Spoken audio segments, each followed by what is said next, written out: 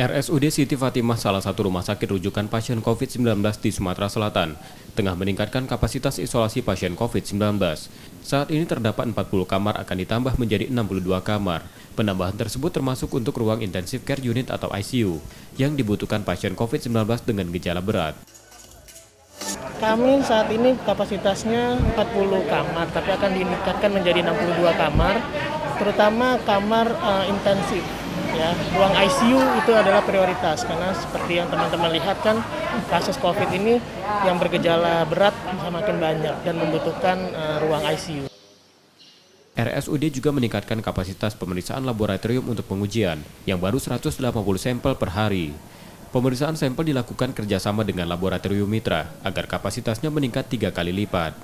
M. Rizky Nurmizan, Kompas TV, Palembang, Sumatera Selatan.